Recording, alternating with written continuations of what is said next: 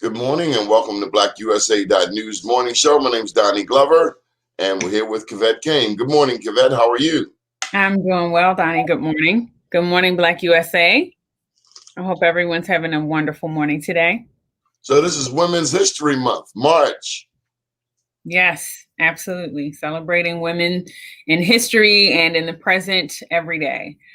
For me personally, celebrating Black women in finance and the advancements that have been made. Starting from the very beginning, I've highlighted, for this month, Maggie Lena Walker, who was the first woman in America to charter a bank back in 1903, and just really, I feel, laid the foundation for women in finance today. And, for women like Mellody Hobson, and so many others who are continuing to follow in her footsteps in paving a way.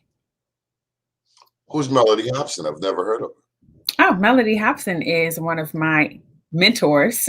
She's the co-CEO of Ariel Investments. And she is an absolutely phenomenal investment advisor. And just overall, I mean, she really, I listened to some of her talks and she helped to shape some of my understanding. She really brought out the point about how women in the U.S. Are trained up to think like princesses. We've got this whole Disney idea of, someone's going to come as a white knight or a prince, coming on a white horse to come and rescue us, but the reality is that no one is coming, as she quoted from Judy Collins and, helping us. She quoted who? She quoted Judy Collins. There's a book by Judy Collins that she quoted. Who's Judy Collins? No one is coming. Judy Collins is the author of the book. Is this a Black woman? I don't know. I don't believe so.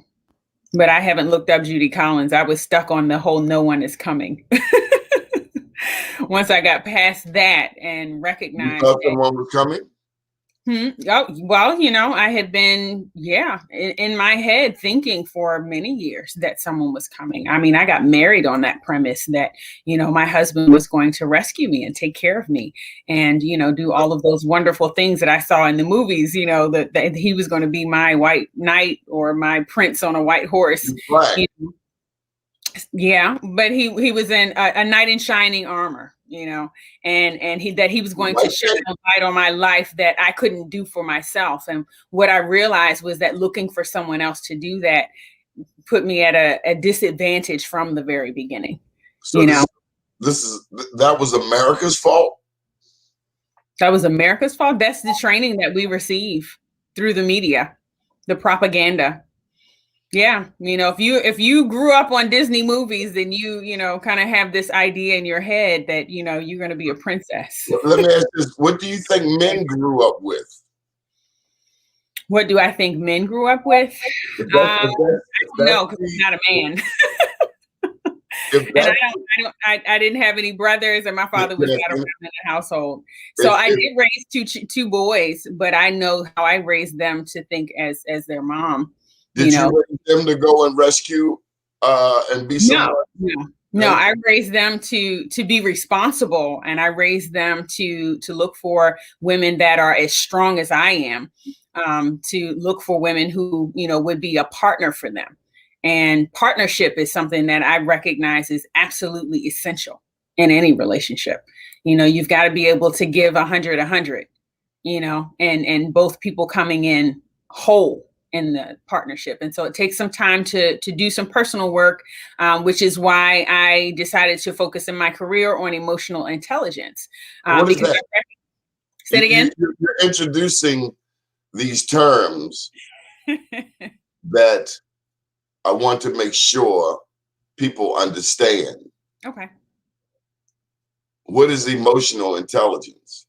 Emotional intelligence is being conscious of your emotions and how they affect your actions. That's what emotional intelligence is. Isn't that called common sense? No, because it's not common. Common sense is not common. We were very clear about that. But no, Okay, emotional intelligence goes a little far beyond. Say it again. Emotional intelligence goes a little beyond common sense. Okay, good morning, Darius. How are you? Good morning. Good morning, Darius, now you're setting a new precedence because usually we have the whole name written out. Now, you got to explain to people why you only have a G. Is your last name G? Yes, kinda. It's so long, it would take everybody's name up on the screen. It's so many letters. It's just so many letters. There might not be enough room for it. Well, how many letters is it, Darius? 13, I believe. Oh, wow. Okay, that's a long last name. Plus my 6 in the first one, in my first name, about 20 letters. A sentence. Did you get joked on your last name? Yeah. It was last night. It was good. A lot of good women came in business. No.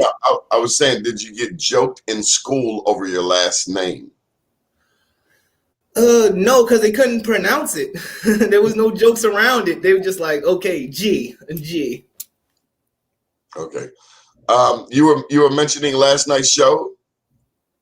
Yes, it was a few good women that came on speaking about Black women and business empowerment. Oh, yeah, we tried to get Quebec, but she was unavailable at the time. She had other emotional intelligence obligations.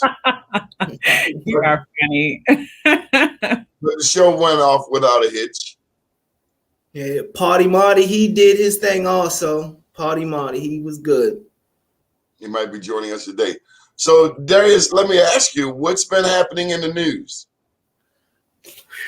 Few things. About 279 girls, they were kidnapped in Nigeria.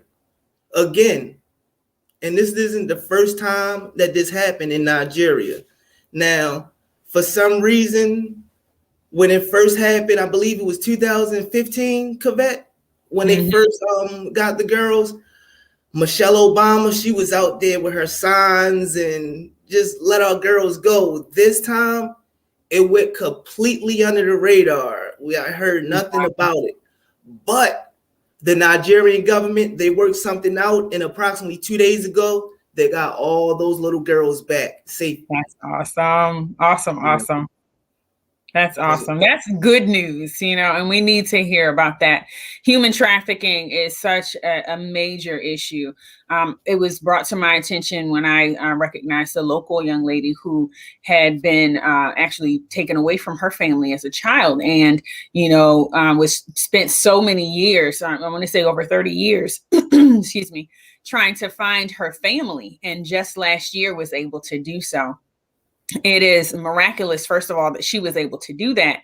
But then, recognizing how significant and how common it is that children get stolen from their families and, never find them again, or the families never see the kids again. So, that's a huge victory for them to have received those little girls back again. Darius, did you know that the #1 trafficking event in the United States is the Super Bowl? More trafficking happens wherever the Super Bowl is than any other event or venue in the United States. The Super Bowl, according to our very dear friend, the late Dr. Patricia Newton. She was a noted psychiatrist, matter of fact, best friends with Dr. Frances Cress Welsing, and she made trafficking an important issue everywhere she went. As a matter of fact, in her final years, she led a trafficking summit in Eastern Europe. This was a well-traveled woman based right here in Baltimore who traveled and visited every country on earth except Australia. Something about kangaroos or something she didn't like. But when you think of trafficking as the father of a daughter and a granddaughter, it is always a concern to me how our women are safe. But I remember sharing with my daughter in her younger years, 10, 11, 12, to be mindful of traffickers, of kidnappers. Someone would love to just pick your little self up and throw you in the back of the truck. And also I told her, Be mindful of your neighbors. There could be someone held hostage right next door to you. Yeah. Yeah. Well, you know, we've seen that on the news with those 3 Hispanic girls and the gentleman who actually ended up killing himself over that situation. They were there, I believe, for like I want to say 12 to 14 years. You know, had children and everything living in the house with him, and the neighbors knew him, and he was, you know, well known in the neighborhood. They, you know, felt like, oh, we would never have suspected that he was a person, you know, hiding these young girls in his house. But you know, that's exactly what happens. You know, it's people can be very deceptive, and we have to pick up on the clues. You know, we can't know everything, but if we're paying attention, then we at least have a greater chance of identifying those challenging situations. Right. Another thing, a lot of people within our community, they don't look up the type in the zip code for the sex offenders list. Because if those guys are registered, they will pop up, and they will be the guys that you wouldn't even expect, that you would send your kids to the store with. Oh, he lives right there, or he lives right there, without doing the actual looking at it, because it's public. It's on there. Sometimes people just ignore it. And that's how things like that happen also. Yeah, absolutely. Absolutely. Trusting the wrong neighbors. You know, so we have to be very careful about that. I know, you know, we received warnings about that as a kid, and I just honestly, when I was younger, didn't take it seriously. You know, when I was a teenager, got rides from strange people, you know, here and there. And, you know, it was I realize now, and especially after having children, you know, how I put myself in such a dangerous position by doing that. But it was just, you know, something that we took lightly because it wasn't emphasized enough, I think, for me. And so it's pertinent that we. What wasn't emphasized? The risk of being taken. You know, I would walk back and forth, you know, from my house to the store, from my house to school, from my house to the library. What part of town was this? I was in Woodlawn. Okay. I grew up in listen, guys, one of the things we have to transition. We have a breaking news. Darius, one of the stores. Good morning, Franco. Hola, ¿cómo está? Buenos días. Muy bien, gracias. ¿Cómo estás, Donnie? Buenos días. Está bien. Darius, yesterday you shared some news with us about public education. Would you tell me about the GPA?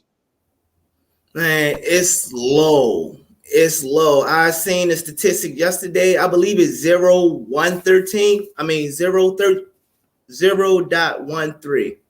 Have you ever heard of GPA so low? Never. I never heard of it since when George Bush did his social promotion and was just allowing people to go through. The number still wasn't even that low. Okay, we got to get Franca in because Franca's on. She only has a minute. Franca,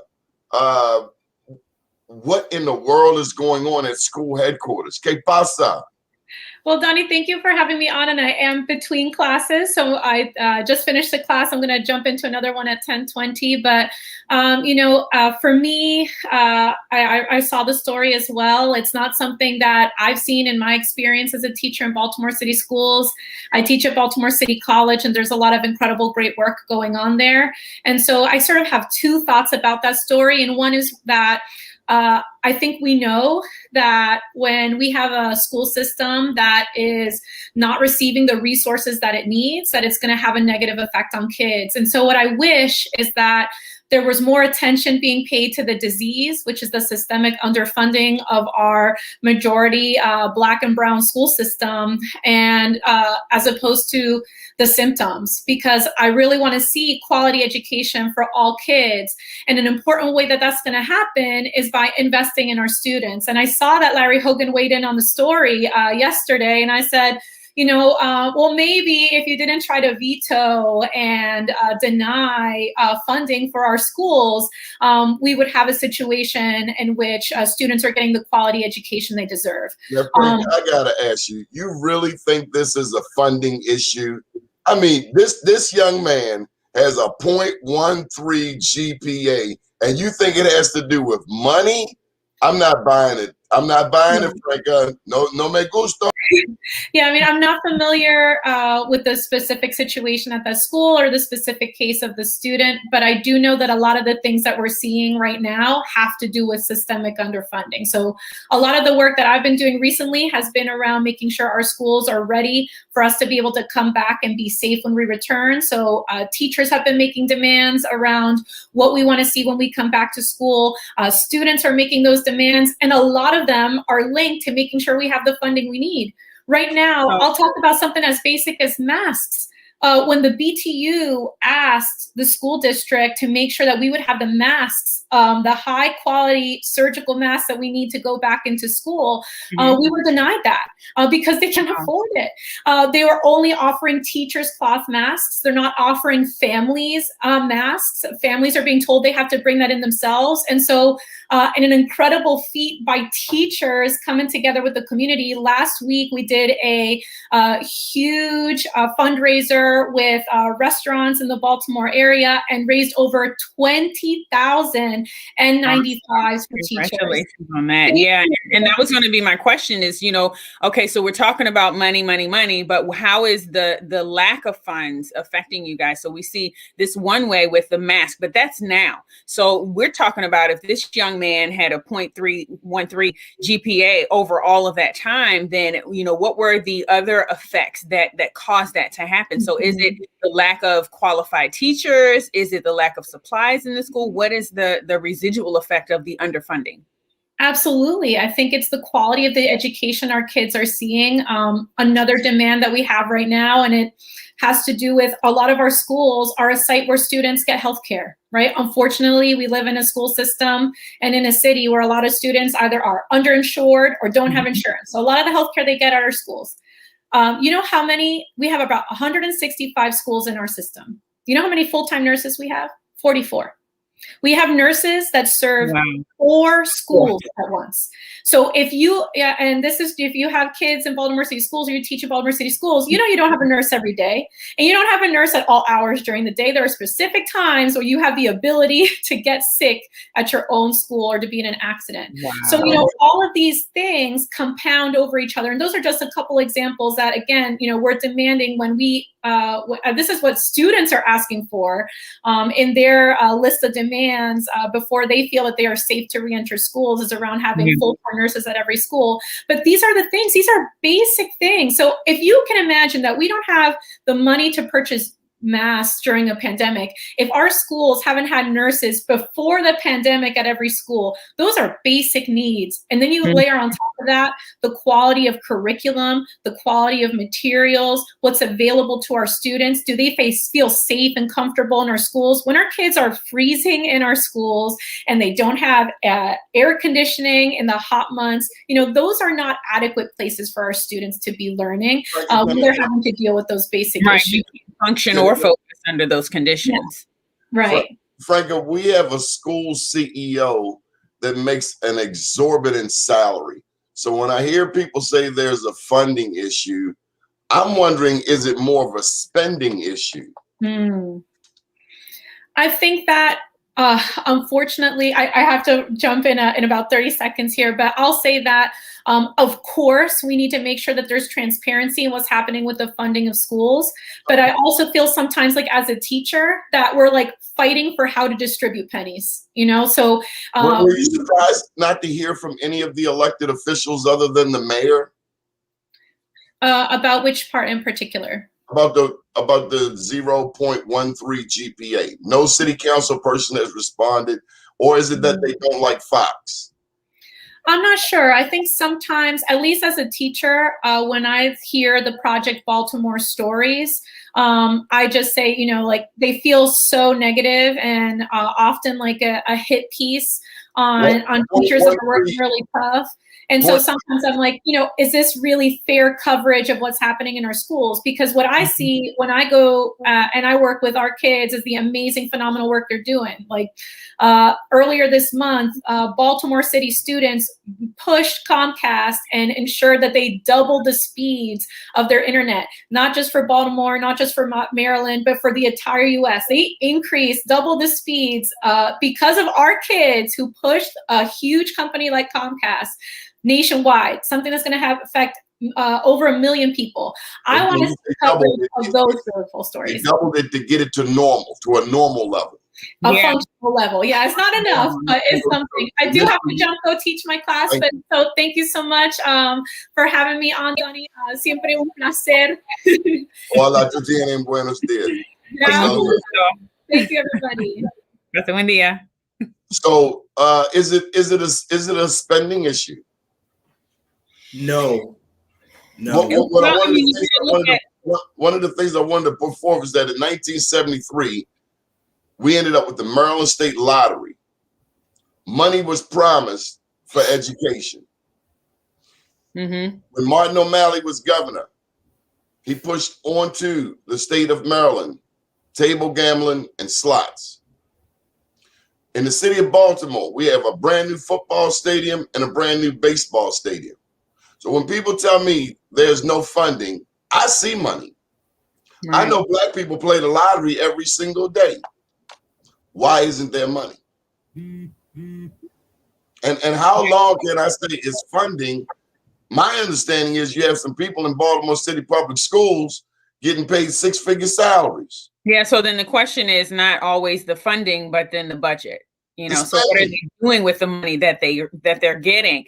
My question is, if Black people are spending, you know, money on the lottery every day, why don't we have an organization that's collecting that money instead to contribute towards, you know, more useful? That was never set up. What's set up is gambling, and our children, Black children, have been used as pawns since I was a child, and it's very disturbing, Darius, because every night, this very same news channel, Fox, they talk about the murders. So while we're on the topic, there were three shootings of teenagers, 12 to 17, in the past 7 or 8 days here in the city of Baltimore. Anybody? This is supposed to be the city that reads. Baltimore, we're supposed to be the city that reads. More people are not promoting reading. Everybody they got to look up to are either selling drugs or giving them a gun to murder people for them so they don't go to jail because they tell it's a juvenile. You only do 6 months here. Do that. They got brainwashed with that mentality to the point where younger kids are doing more and more adult crimes. And that is putting them under the radar of other adults, when they should be in school concentrating on their future. They just got the wrong people they look up to, wrong idols. Ms. Kane, you're quiet. But it's so much deeper than that. I mean, it is, you know, the constant messages that they receive in the music, you know, it's what they see on TV on a regular basis. It is the exposure that they have within, you know, their neighborhoods, the people that they associate with, and the choices that they're making. You know, it's you know, being good is ridiculed.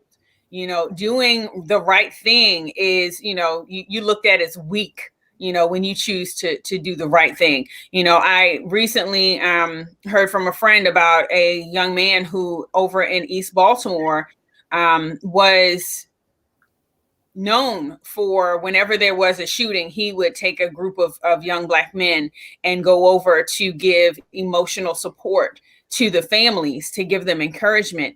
And then he would also reach out to the young Black men in the neighborhood and work with them to, you know, change their perspective, to change their activities, and to choose to do things that were better. And, you know, what happened to him? Well, the local drug dealers killed him.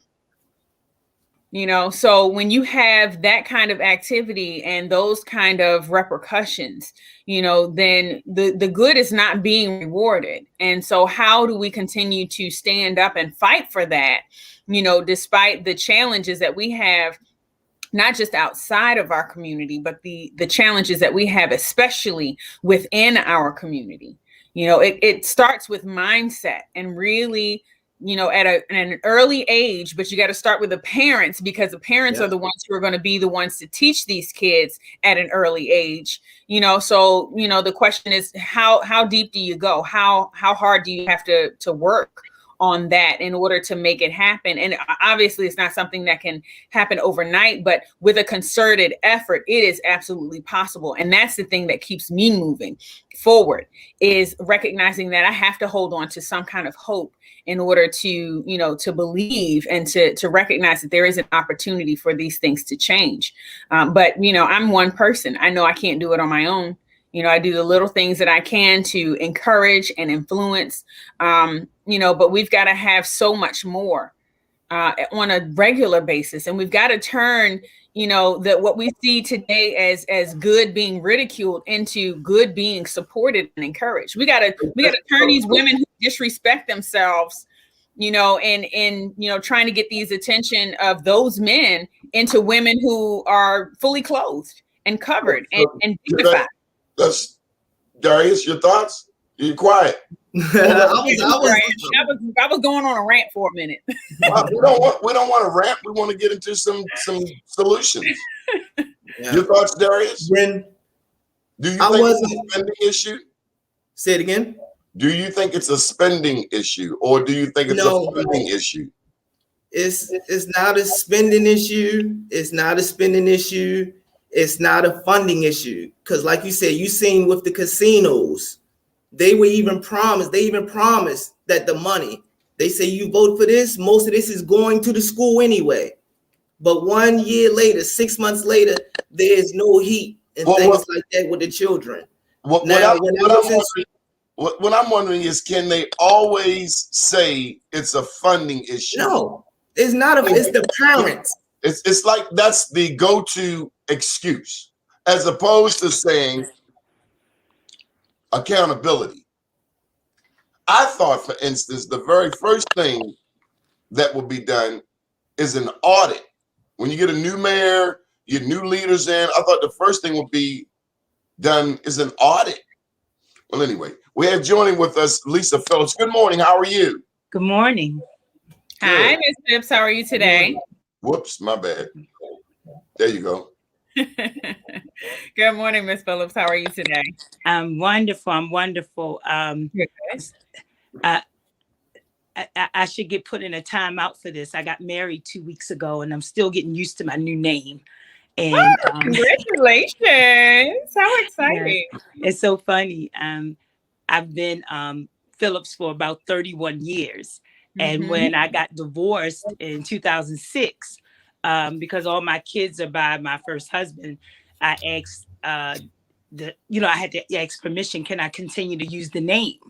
And so he said yes. And so the judge said, well, you do know, if you ever make it big, he's entitled to whatever came with that name. And so at the time I had about $29 in my checking account. And so I said, well, I don't think we're going to have that problem, Your Honor. But it's so funny because I was in such a wilderness back then in my life. And I told my ex-husband, I said, look, I'm going to keep your name, but when I give you your name back, I'm going to restore all honor. And that's what I did 2 weeks ago. I gave him his name back, restored in all honor.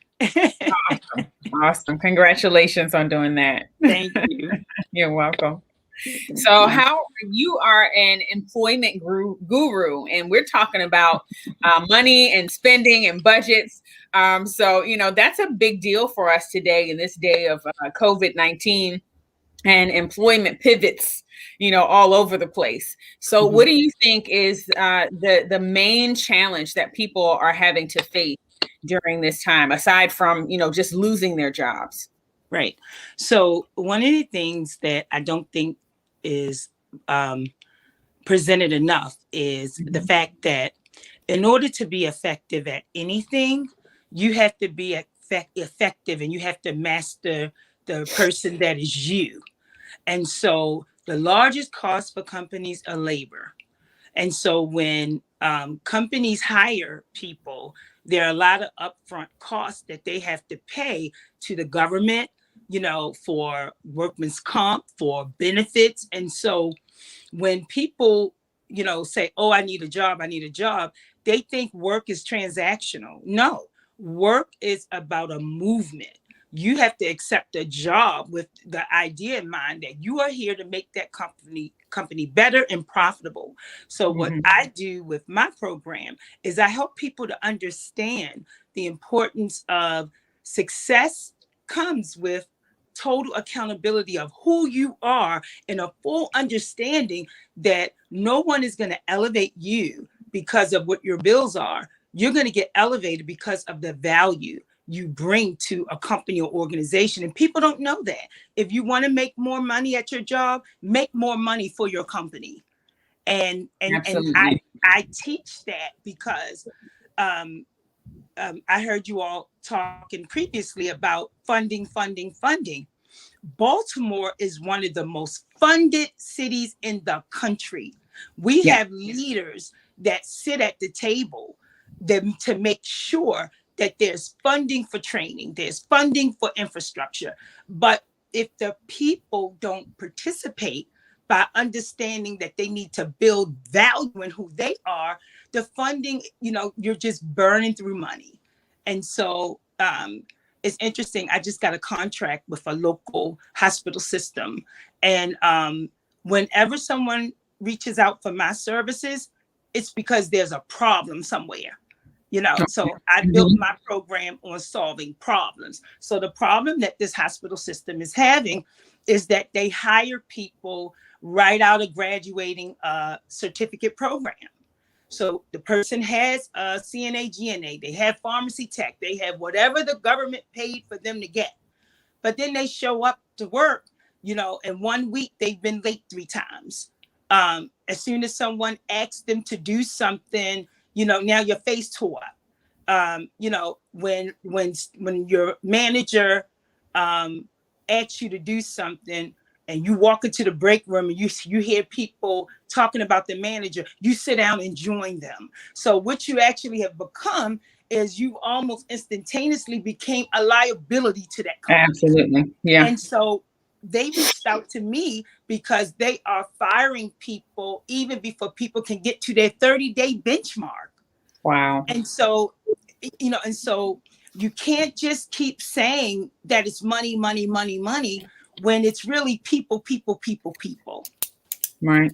Right. So what exactly do you do in your business? You're an employment consultant? No. So I have a workforce training program at the University of Baltimore. It was birthed out of my MBA program. And so it was, it came about because people needed to start recognizing that companies need to be strengthened by their workers. So in order for companies to be strengthened by their workers, you have to create a platform to strengthen people. And Absolutely. so that's what was built. And so we are a behavior-centered workforce training program, and we focus on behaviors at the workplace, because I know a lot of people with a bunch of certificates in a nice little box somewhere, but they've never excelled to earn more because of what behaviors follow them to the workplace. Right. And that involves personal development, right? Yes. And so it's a personal development program on how to transition people from becoming a liability to a company to becoming an asset to a company. All the great companies, the entrepreneurs that created Amazon and Walmart, they started as workers. Employees. Well, because there's a characteristic that I think goes very much overlooked in employment, which is called entrepreneurialism. And being able to have an employee who is of an entrepreneurial nature is exactly what you're talking about.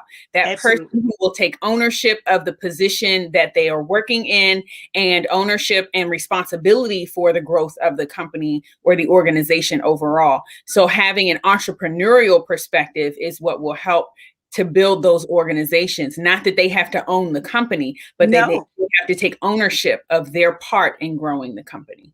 You're exactly right. And if I could briefly share with you something that speaks to what you're saying. Yes, please do. I'm going through a storm of sorts with my program right now. And it's so interesting because when Celebrate Us was built, it was targeting the most problematic individuals who have a hard time with work. Work requires discipline. It requires discipline. So you got to get up every day and you got to arrive on time, which means that your life has to be set up for work. So you have a lot of people that need to work, but they're not positioned to work. And so, so when students come to my training, the first thing they have to understand is that there has to be a full examination of your life. Before you, if you look at my landing page on the website, it says, do not sign up for this program unless you're ready. Yeah. And the reason is because you can't just be ready to work. You have to be ready to examine all relationships in your lives.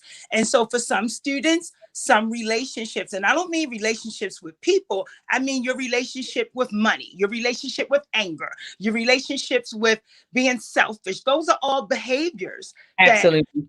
And so when students aren't ready, they respond a certain way. So the response is that they are attacking my program on social media.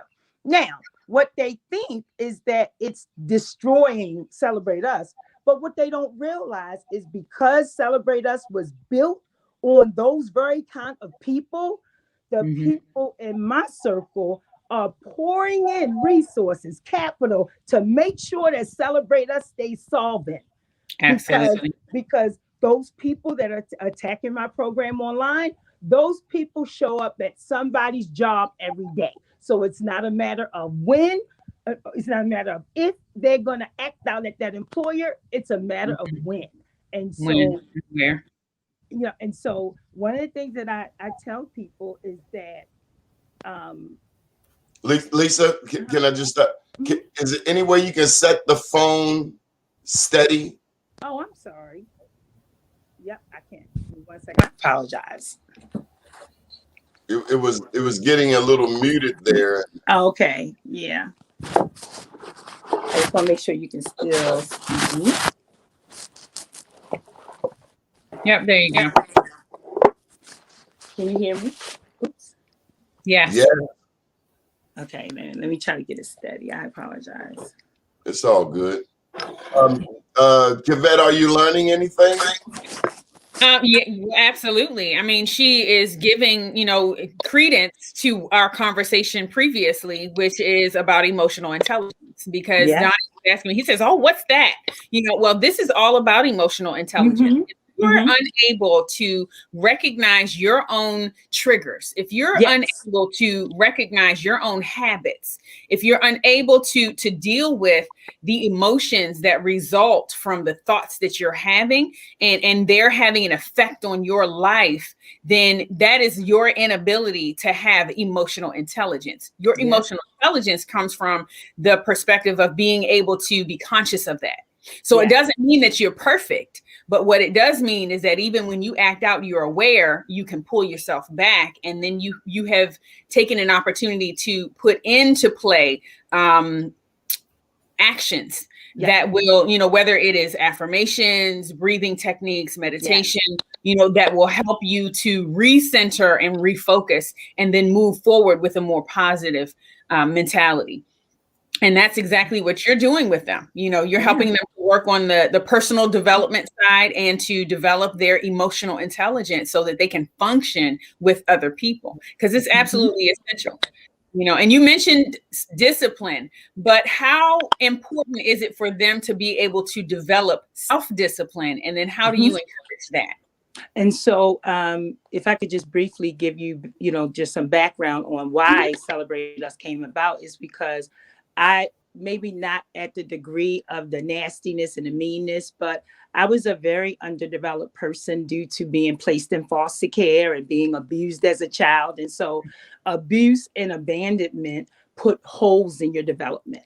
So even if somebody's pouring into you, unless it's addressed, it's not going to stand or stick, because the abuse and the abandonment and anxiety of, just trying to survive, you have to be mentally focused to learn anything. So, but when you're abused and abandoned, you're not even mentally able to do that. And so I was a person that, I was very underdeveloped, and An underdeveloped person cannot move anything forward, especially their own lives. And so then when you have children early, you've almost eliminated the opportunity to develop, because now you have to take your underdeveloped self and raise another person, which really means that you're raising somebody else to be underdeveloped.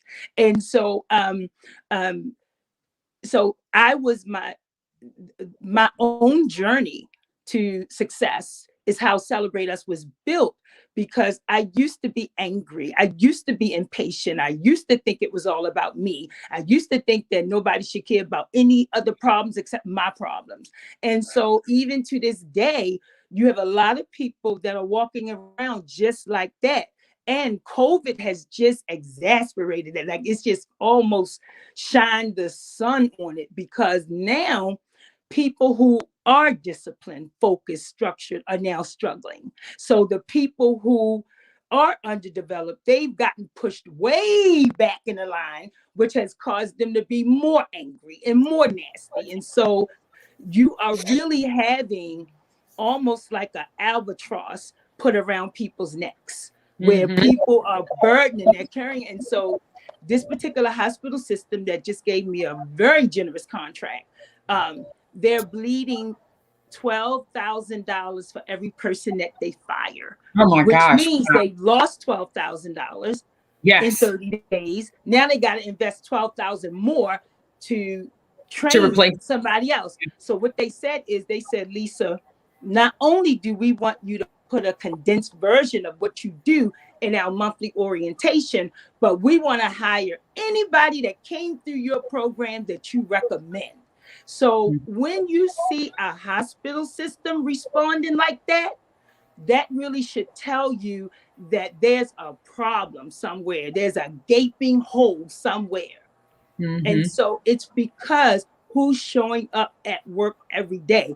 And the sad part is, some of the nastiest people that are really spilling out a lot of visceral things, they want to be nurses. How on earth, do you even... Well, because of the money. They want to do it because of the money, but not necessarily because of what it takes in order to be there in the position. They're not looking at the responsibility, but they're looking at how is this going to pay my bills, just like you were talking about before. I just want to take a moment to welcome in Morocco. How are you today, Mr. Coleman? It's so good to see you. I'm fantastic. How are you?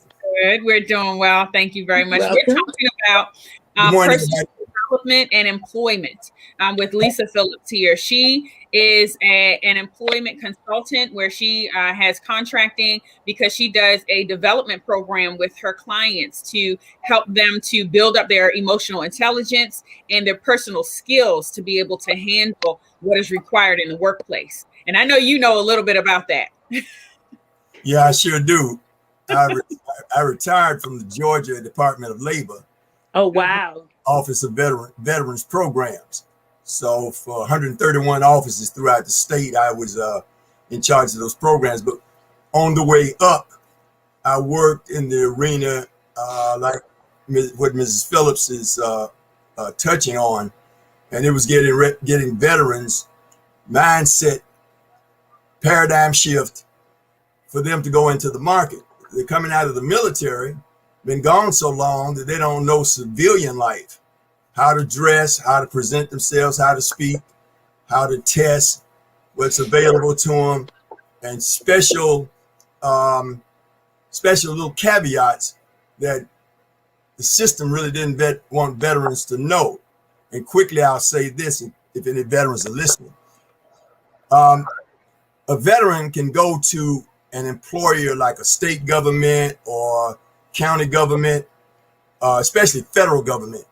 And if they've got the skills, they can go in and they can say to the clerk, my skills are supercomputer, et cetera, et cetera. And they say, well, we don't have anything open right now. They can ask for something called the accepted, EXCEPTED, accepted category. The accepted category are those jobs that meets this guy's matchup.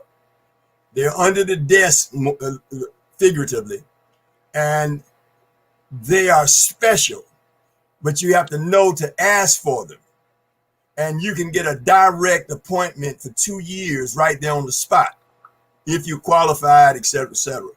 And so I heard a little what Mrs. Phillips was saying, and sounds like you're doing one heck of a job.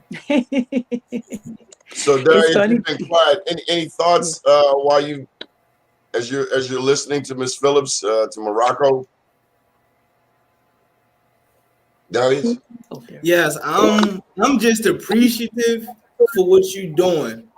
When I say it means a lot to me, it means a lot to me because I come from a rough neighborhood and I've been in prison. I've been through everything, the statistics that they had to throw at me. I had to learn to get my mental. Once I got my mind together, I was able to be civilized and speak with common sense and go further. Even if, because there's so many different people that you see from all walks of life that has professional titles with so many degrees, but they can have anger issues, disrespectful issues. And when you go to them to get a regular service, even to buy a drink, a can of soda, you will feel that energy. And that's bad for the company and that's bad for the customer in general. So what you do, you help prevent that. And that's something that I love, because without thinking and knowing, I wouldn't even be here right now without knowing how to use my mind. And the youth, they need to know how to do the same thing, think psychologically. I want to present this to the panel. We live in America where 5% of the world's population is. However, we have 25% of the world's inmates. 34% of them are Black men. Black women are the fastest growing demographic. So as we talk about here in Baltimore, Morocco, yesterday, day before, it was released in the news that one student had a 0.13 GPA. The question, or well, the mayor's response here in the city of Baltimore is that it's a funding issue. Now, we also brought up how I know you have the Georgia lottery there in Georgia, and you help students get scholarships to go to college. Well, what we seemingly have here in the city of Baltimore, in one of the richest states in the country, is allegedly, supposedly, an underfunded school system. That is the same school system that I came through and all of my peers. And I don't know, I guess it's a different day today. So I'll throw that out to the panel. So I'd like to touch on the rise in more women going to prison. And so one of the things that I think people don't recognize is that the same things that bless us can also curse us. All of us enjoy some facet of social media. Social media was a great platform for me to build, my business and to build my program. And so, but sometimes what you find is people who are not developed, their response to social media is that they feel instantly that they have to compete. So you have people who will spend $400 on a hairstyle just so they can get likes on social media. It's not bringing them any residual value, but yet they won't, buy a $90, tablet so that their child can effectively, online learn. And it's because people have become addicted to the validation they get on social media.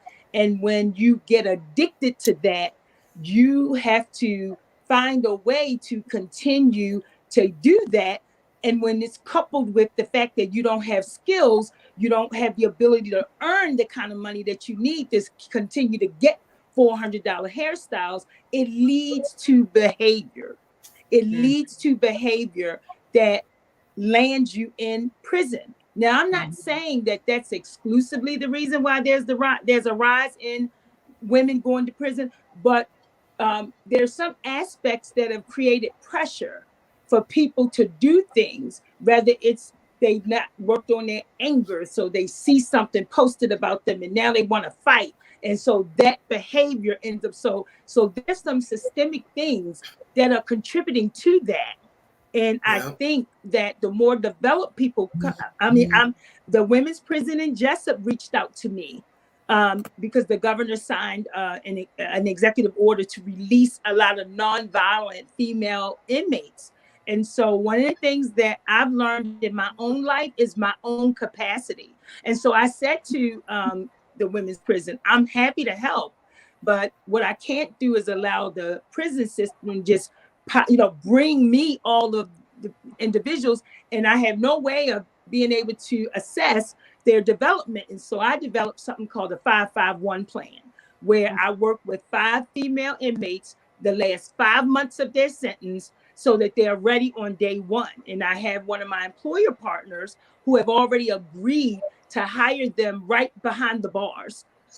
So once the work is done in the 5 months, then this employer will start the onboarding process. So when they leave prison with a job offer, but they gotta allow time for an assessment of their development, because otherwise the governor is just going to release a whole bunch of underdeveloped people that are going to get reincarcerated in the next 6 to 9 months.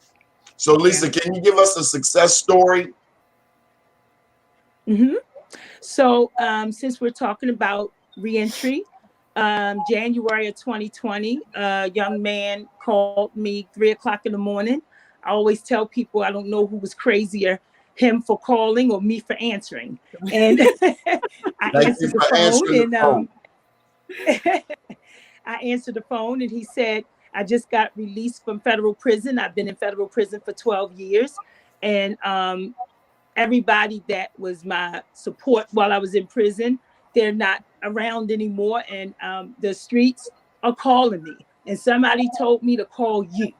And I said, well, can you be in class at 9 o'clock tomorrow morning? This morning. And he said, and he beat me to class. Amen. And he got to, awesome. I'm very blessed that my training is 100% sponsored by the University of Baltimore.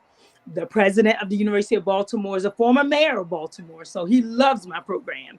And the young man started my program, and one of the things I do is I bring experts into my classroom. So I bring training facilities, I bring hospitals and employers, and he took a liking to something called Central Sterile Processing Technician. And that's a certification where they clean all the equipment that the doctors use. So it's a mission critical profession. It's a great certification. And if you are focused and disciplined, you could make a great living from it. Well, I always tell my students, you have to share your gift before you profit from it. He did a 75-hour internship at the hospital in that department. And they wouldn't let him go. They said, well, Miss Lisa, I know he's about to go to school, but we're going to train him. And what led to that is that I teach a lot on empathy and compassion. And my students are trained on how to raise their hand to help. And so on his lunch break, they could never find him until somebody said, oh, I found him. And what he did was every time he had his lunch break, he would pick a department to go and help. So if it was housekeeping, he helped them take out trash. So if it was somebody moving a lot of files, so because I train my students on how to help. And so they said to him, you don't have to do that. Your lunch break is for you. And he mentioned my program. And so they reached out to me and they asked me for more students. And so I told my students that your success is going to create opportunities for others. Lisa, I'm just the messenger. Excellent. Morocco, I see you shaking your head. Did it trigger something? What she said?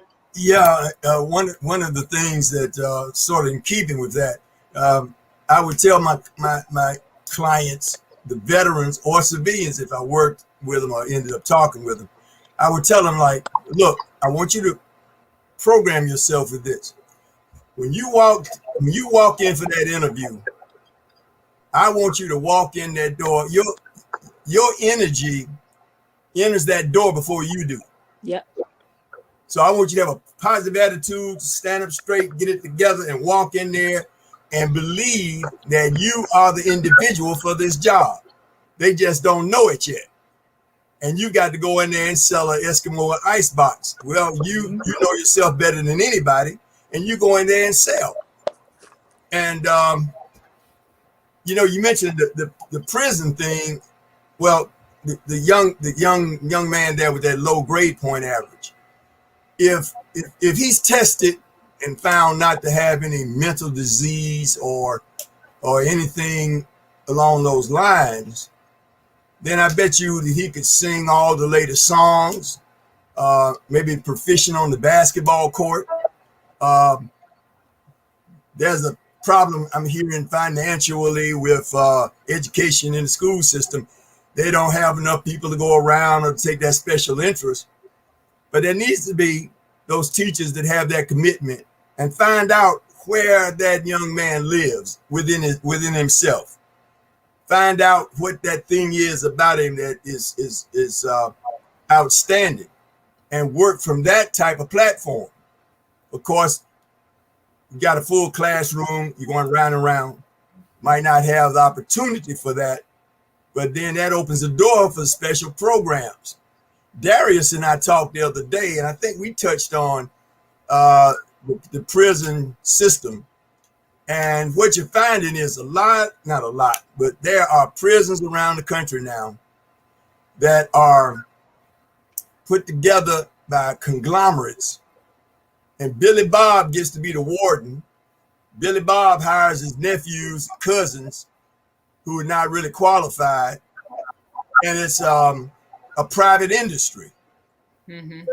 And then psychologists have revealed that Darius's generation, they worked out a psychological profile when he was 6 years old of how his age group, how many are going to get in trouble, how many are going to do this, how many are going to do that. And they based the number of cells that they build in these prisons based on some of the profiles of what is projected. And so we've got, as Darius was saying, we've got to get it here, gain that knowledge. Knowledge is power. And then start to understand that you are a statistic in the majority population. And so we've got to break that cycle. When I went to touch on that, the school thing, when I went to school, which wasn't that long ago, in middle school, I went to West Baltimore Middle and I went to Calverton. They were the two of the most dangerous schools at the time in Maryland, if people look back on the history.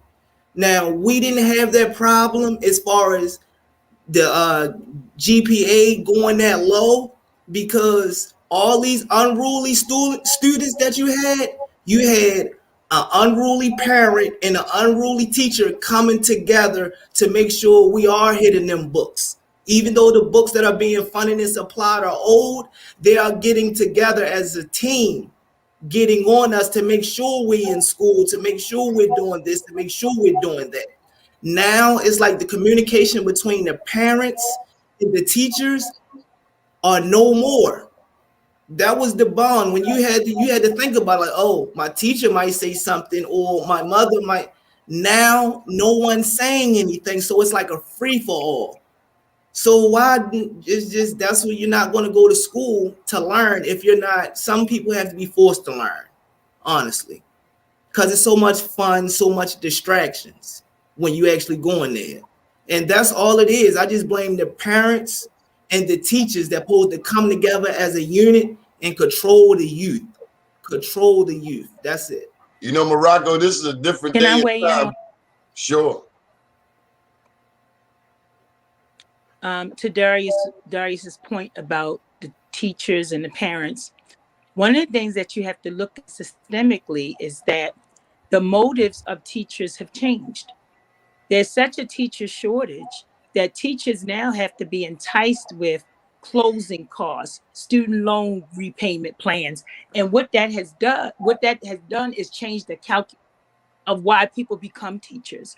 So, Darius, I know you're much younger than I am, but I had those same kind of teachers that after school, I went to Lexington Terrace Elementary School, and we had a principal that for all the students that didn't show up that day, he walked across the street to the projects and knocked on their doors. But once again, that's a person that was motivated to become an educator for a different reason. Now you go into a school now, some of the teachers look like they're ready to go to the club because they're really teachers because they want their student loan. I'm glad so you I mentioned don't that, Lisa. think that it's all the parents. Yeah, because you have the motive. And so that's why I tell my students now more than ever, you have to become your children's teacher. My daughter graduated from Towson University because she saw me do it first. She saw me turn off the TV and she saw me with a book at the dining room table. But if all your children is here, I'm sorry, go ahead, Donnie. I went to a school protest about 2 months ago at school headquarters. What I noticed is that the majority of the teachers protesting that I saw were white. Morocco, the irony is this is a majority Black school system.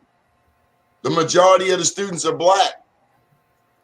My wife kept getting letters a few years ago from the Phi Beta Kappa Society, which is an honor society. You made all straight A's through college. She's a Fisk graduate. Mm-hmm. She said, I'm not interested. They were starting a new chapter here in Atlanta. So I sent the application in. And so she was readily accepted, and it was at this exclusive country club. And when we got there, I kind of walked in like I owned the place. The doors open, this ballroom was full of all the eggheads and everybody, and we were the only Blacks there, and the place was packed. Well, we kept participating, and they put my wife on a couple of boards. So every year, we graduated from the same high school, same year. We go back to our high school, Booker T. Washington High School, historic school. Never had the problems that you all are talking about, man. The teachers I had all the way through school, but that was old school. They knew your parents. They got on your case. They got that knowledge in your head. They didn't stand for the fights and the whole 9 yards. You had a safe passage. But every year we go back to our high school and we get the Phi Beta Kappa Society to donate these rare books and a stipend to an outstanding graduate getting ready to go to college. Well, I look around the room, around the auditorium, the teachers that are standing around monitoring, got the midriff hanging out. And like it was said, looked like they on the way to the club or just came from the club. Trying to be the student's friend. Right. Down on the front row was the Bryn Mawr representatives and Harvard University. And they're sitting down front. They're going to make an award. Some girl got up, unbeknownst to everybody, opened the doors that were secured. Somebody let her boyfriend in. The boyfriend's about 30 years old. She's 16, 17.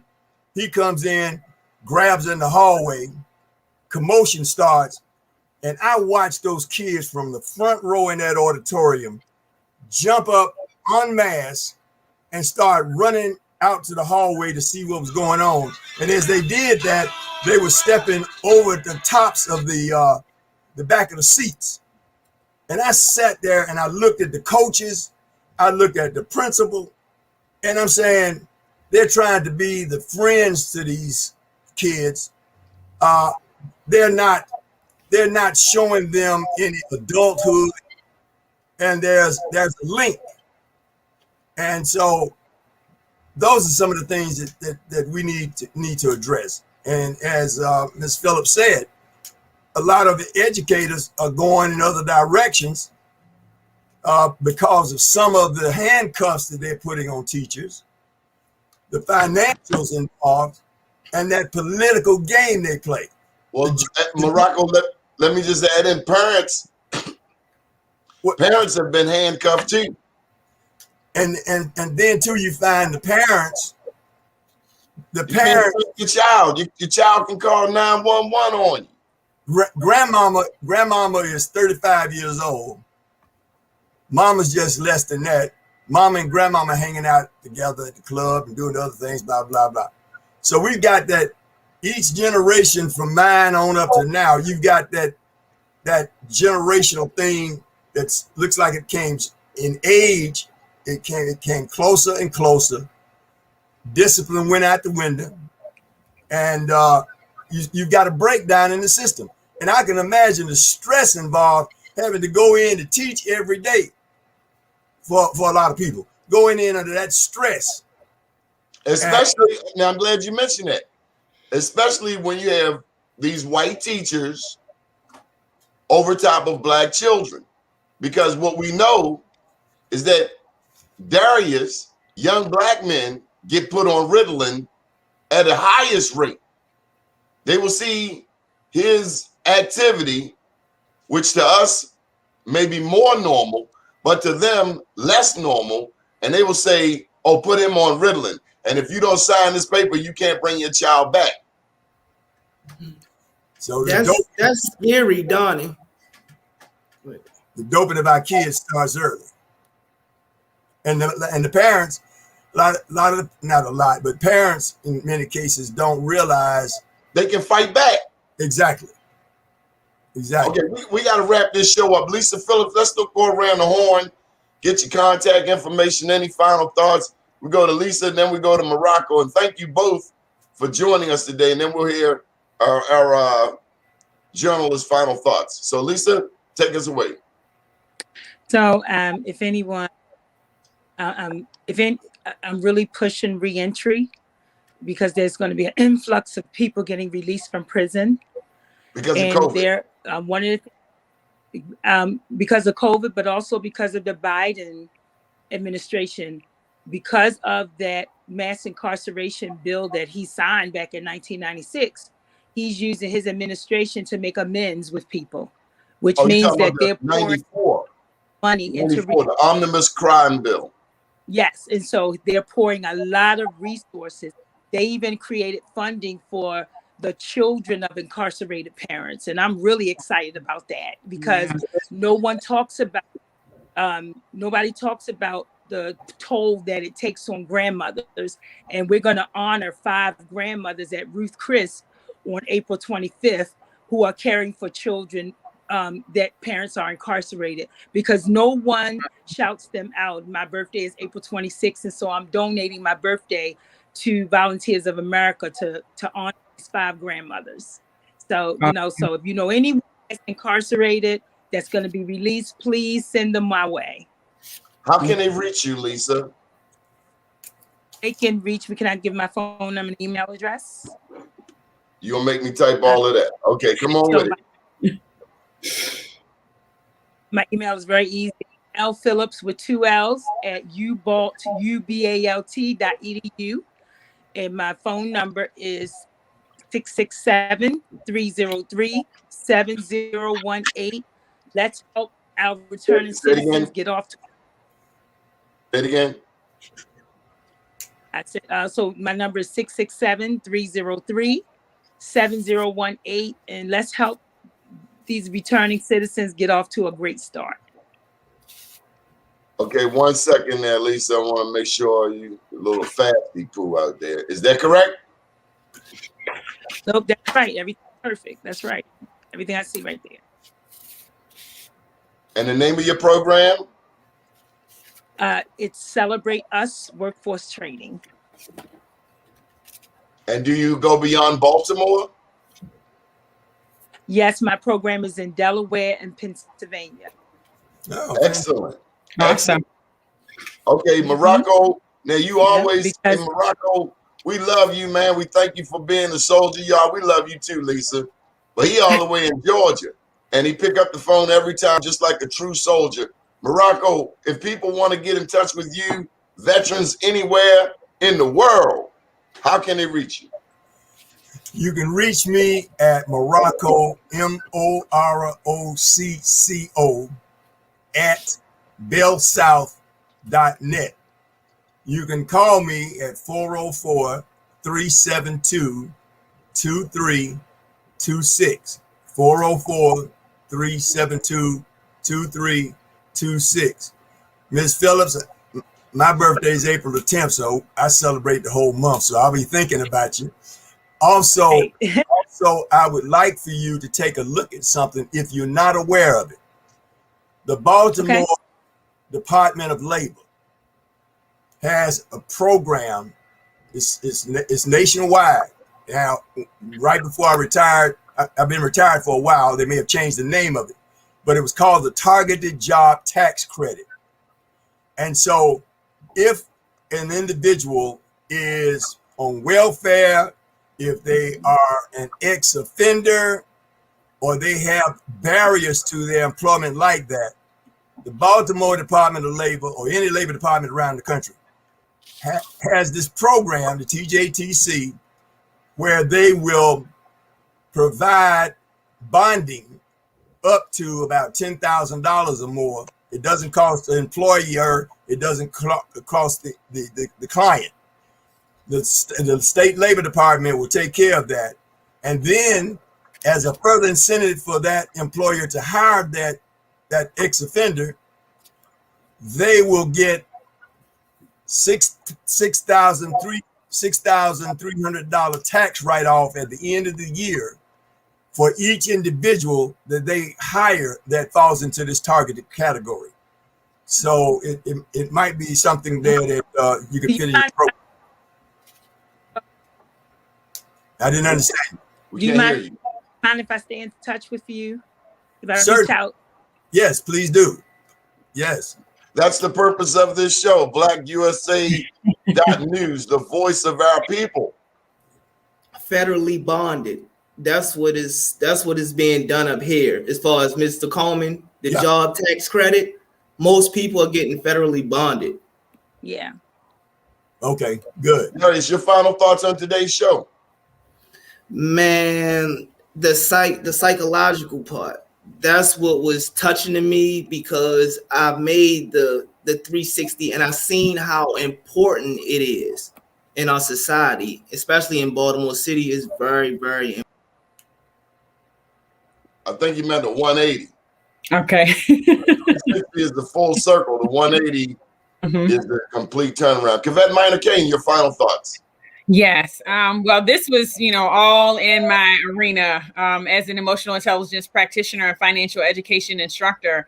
I am understanding and recognizing completely, what both Ms. Phillips as well as Mr. Coleman have identified in terms of, being able to turn our lives around through personal development, in order to make sure that we can create the funding that we need to survive, but beyond surviving, to get to the point where we can thrive, and so that's the goal. So I thank you both for what you do, and I encourage you, and I'm here, to support you in any way that I possibly can. So we'll be in touch.